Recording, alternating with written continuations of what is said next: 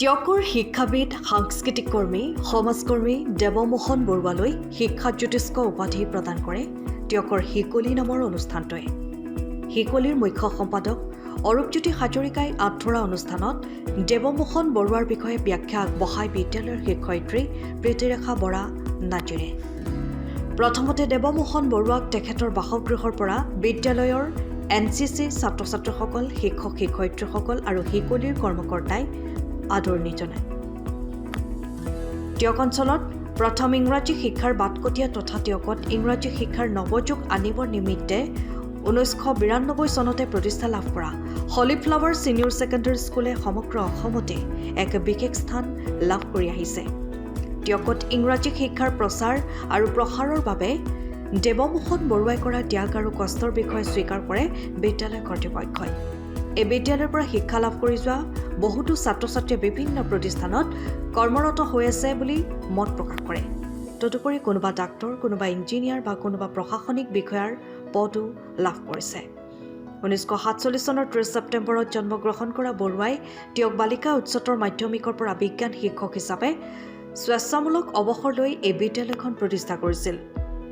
বিভিন্ন ঘাত প্ৰতিঘাতৰ মাজেৰে আহি হলিফ্লাৱাৰ ছিনিয়ৰ ছেকেণ্ডেৰী স্কুলে 30টা বৰ্ষ অতিক্ৰম কৰিলে। বৰুৱা এজন ভাল শিল্পী হিচাপেও নাম আছে। অঞ্চলটোৰ বিভিন্ন সামাজিক কামৰ লগতো জড়িত এজন স্বচ্ছ আৰু নিকা ভাৱমূৰ্তিয়ে প্ৰতিষ্ঠা লাভ কৰা দেৱমোহন বৰুৱাক শিকলি পৰিয়ালৰ তৰফৰ পৰা শিক্ষা জ্যোতি উপাধি দিবলৈ পাই ধন্য হৈছোঁ বুলি মত প্ৰকাশ কৰে।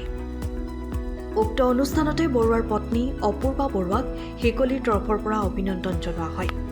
কাৰ্যসূচীত শিক্ষক অমল বৰুৱা, সাংবাদিক চিকিৎসক মহানন্দ নেওগ, সমাজকৰ্মী অসীম বৰুৱা, জ্যেষ্ঠ সাংবাদিক গকুল বৰা, টিয়ক প্ৰেছ ক্লাবৰ সভাপতি বিজু টনোৱাল, আধাৰৰ সম্পাদক হেমেন কুমাৰ শইকীয়া, কবি হেমন্ত জ্যোতি গগৈ, সাংবাদিক স্মৃতিপ্ৰিয়া লাহন, অংকুৰজ্যোতি টাই, লোকশিল্পী ৰুণু বৰগোহাঁই, গল্পকাৰ অঞ্জন জ্যোতি বৰা, সুশান্ত বৰবৰা, বিদ্যালয়ৰ অধ্যক্ষ শিক্ষক শিক্ষয়িত্ৰী কৰ্মচাৰী আৰু ছাত্ৰ ছাত্ৰী উপস্থিত থাকি অনুষ্ঠানটি সাফল্যমণ্ডিত হোৱাত সহায় কৰে।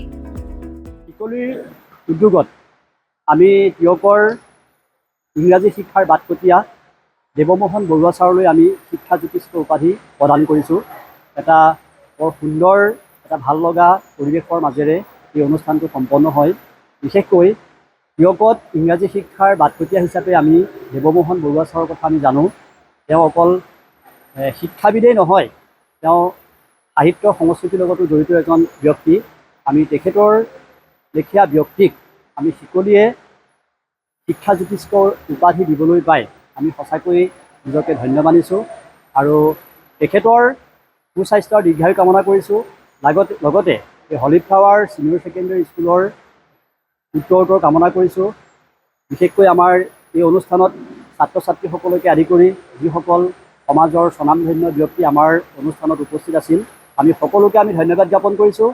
যাতে এনেকুৱা ধৰণৰ অনুষ্ঠানবিলাকে ছাত্ৰ ছাত্ৰীসকলক অনুপ্ৰাণিত কৰে, সমাজক অনুপ্ৰাণিত কৰে, আমি তাৰেই কামনা কৰিছোঁ।